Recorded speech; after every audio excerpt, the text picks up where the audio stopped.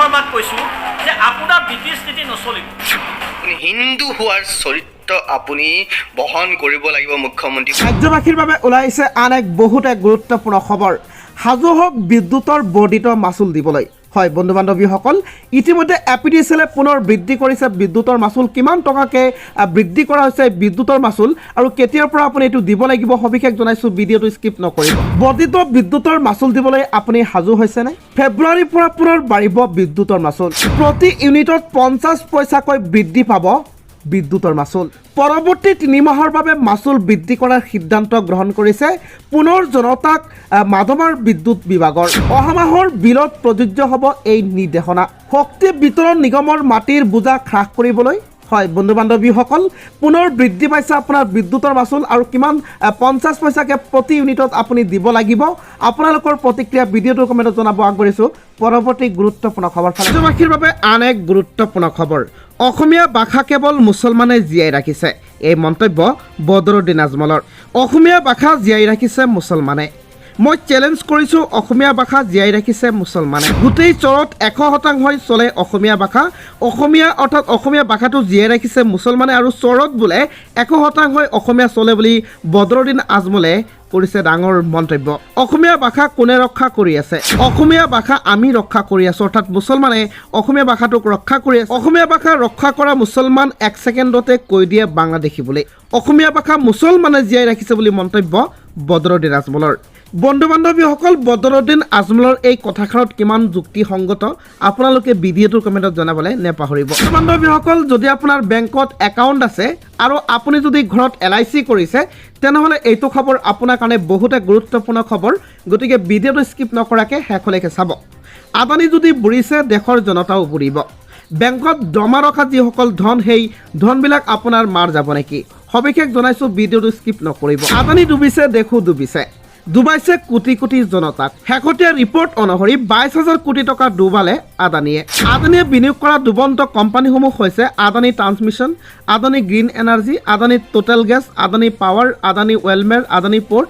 এইবিলাক বন্ধ হোৱাৰ ওচৰত পাইছে। গতিকে এইবিলাকত যদি আপুনি বিনিয়োগ কৰিছে তেনেহ'লে এতিয়া আপুনি সাৱধান হওক, আপুনিও ডুবিব পৰা অৱস্থাত গুচি আহিছে। বন্ধু বান্ধৱীসকল, ইতিমধ্যে বন্ধ হোৱাৰ পথত আদানী এণ্টাৰপ্ৰাইজ। বিক্ৰী হৈছে আদানীৰ ষ্টক।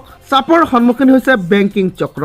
প্ৰত্যাহ্বানৰ সন্মুখীন হ'ব আদানী বিনিয়োগ কৰা বেংকৰ গ্ৰাহক। ডুবিব দেশৰ কোটি কোটি LIC গ্ৰাহক। 24 জানুৱাৰীত হিডেনবাৰ্গৰ ৰিচাৰ্চ ৰিপৰ্টৰ ভয়ংকৰ এটা তথ্য আপোনালোকৰ মাজত ওলাই আহিছে। আদানীৰ ষ্টক বিক্ৰী অব্যাহত থাকিব অহা 7 দিনলৈ। ষ্টকছ বক্সৰ গৱেষণাৰ মুৰব্বী মনীষ চৌধুৰীয়ে কৈছে, যোৱা 2 দিন ধৰি নিম্নগামী হৈছে আদানীয়ে বিনিয়োগ কৰা কোম্পানীসমূহ। আমেৰিকাৰ হিডেনবাৰ্গ ৰিচাৰ্চত কোৱা হৈছে, আঁতৰি থকা উচিত বিনিয়োগকাৰীসকল। স্বাস্থ্যমন্ত্ৰীলৈ আৰক্ষীৰ গুলীচালনা। হয় বন্ধু বান্ধৱীসকল, ক'ত ঘটিছে এই ভয়ংকৰ ঘটনা? আৰক্ষীৰ গুলীত গুলীবিদ্ধ হোৱা স্বাস্থ্যমন্ত্ৰীৰ ইতিমধ্যে মৃত্যু হোৱাৰ খবৰ লাভ কৰা গৈছে। স্বাস্থ্যমন্ত্ৰীলৈ লক্ষ্য কৰি কেমেৰাৰ সন্মুখতে আৰক্ষীৰ গুলীচালনা। শূন্য দূৰত্বৰ পৰাই উৰিষ্যাৰ স্বাস্থ্যমন্ত্ৰীক গুলীয়াইছিল আৰক্ষীয়ে। এখন জনসভাত ভাগ ল'বলৈ যাওঁতেই সংঘটিত হৈছিল এইটো ঘটনা। সংকটজনক অৱস্থাত চিকিৎসালয়ত ভৰ্তি কৰোৱা হৈছিল নৱ কিশোৰ দাসক আৰু কৰ্তব্যৰত অৱস্থাত থকা এজন উপ আৰক্ষী পৰিদৰ্শকে সংঘটিত কৰিছে এই জঘন্য ঘটনা। একেবাৰে ওচৰৰ পৰা গুলীয়াই হত্যা কৰিছে এই স্বাস্থ্যমন্ত্ৰীজনক আৰু ইতিমধ্যে এই স্বাস্থ্যমন্ত্ৰীৰ মৃত্যু হোৱাৰ খবৰ লাভ কৰা গৈছে। বুকুত দুটাকৈ গুলী লাগিছিল স্বাস্থ্যমন্ত্ৰীগৰাকীৰ। আৰক্ষীৰ গুলীত গুলীবিদ্ধ হোৱা স্বাস্থ্যমন্ত্ৰীৰ মৃত্যু হোৱাৰ খবৰ লাভ কৰা গৈছে। আৰু আপোনালোকে দেখা পাইছে এইজন ব্যক্তিয়ে, এইজন সেই উপ পৰিদৰ্শক আছিল যিজনে নেকি একেবাৰে শূন্য দূৰত্বৰ পৰা গুলীয়াই হত্যা কৰিছিল এই উৰিষ্যাৰ স্বাস্থ্যমন্ত্ৰীক। বন্ধু বান্ধৱীসকল, আপোনালোকে কাক বিশ্বাস কৰিব? ভিডিঅ'টোৰ কমেণ্টত জনাব। আগবাঢ়িছোঁ পৰৱৰ্তী গুৰুত্বপূৰ্ণ খবৰ ফালে।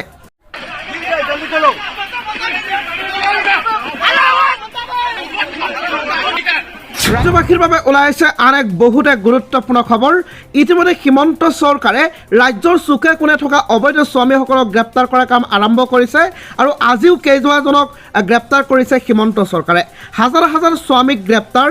অসমৰ চুকে কোণে গ্ৰেপ্তাৰ হৈছে অবৈধ স্বামী। অসমৰ হাজাৰ হাজাৰ স্বামীক গ্ৰেপ্তাৰ কৰিব হিমন্ত চৰকাৰে। হিমন্ত বিশ্ব শৰ্মাই ঘোষণা কৰাৰ পিছতে অবৈধ স্বামীসকলক গ্ৰেপ্তাৰৰ কাম আৰম্ভ হৈ গৈছে। অসমৰ চুকে কোণে ধৰা পৰিছে অবৈধ স্বামী। ৰূপহীহাটত গ্ৰেপ্তাৰ হৈছে অবৈধ স্বামী আৰু বৰপেটাতো অবৈধ স্বামীক গ্ৰেপ্তাৰ কৰিছে ইতিমধ্যে অসম আৰক্ষীৰ পৰা জানিব পৰা গৈছে।